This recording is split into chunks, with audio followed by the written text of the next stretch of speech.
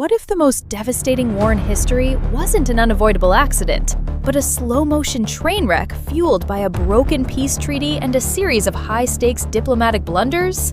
World War II didn't just happen on September 1st, 1939.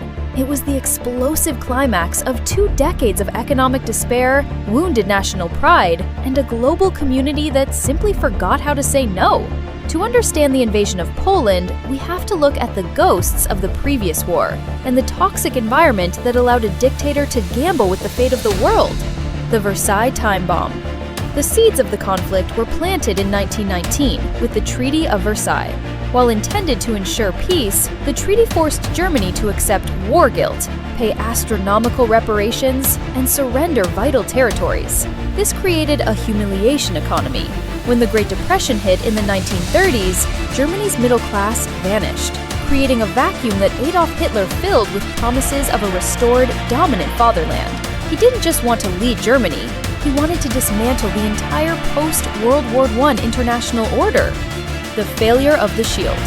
While Hitler was rearming in secret, the world's police force, the League of Nations, was failing its most basic tests. When Japan invaded Manchuria and Italy invaded Ethiopia, the League responded with little more than paperwork.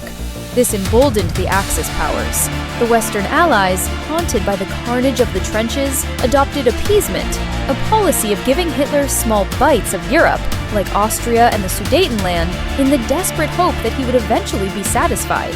Instead, it only sharpened his appetite. The Devil's Bargain. The Molotov-Ribbentrop Pact. The final obstacle to war was the Soviet Union.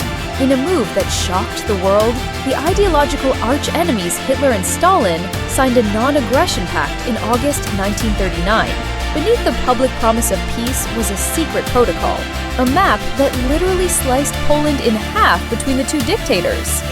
Blitzkrieg, the lightning strike. With his eastern flank secure, Hitler unleashed Blitzkrieg, lightning war, on September 1st, 1939. This wasn't the slow trench warfare of the past. It was a synchronized surge of tanks, motorized infantry, and Luftwaffe dive bombers that bypassed traditional defenses. When Britain and France finally honored their alliance with Poland and declared war 2 days later, they weren't just fighting for a border. They were fighting to stop a global wildfire that would eventually draw in every major power, from the streets of London to the decks of Pearl Harbor.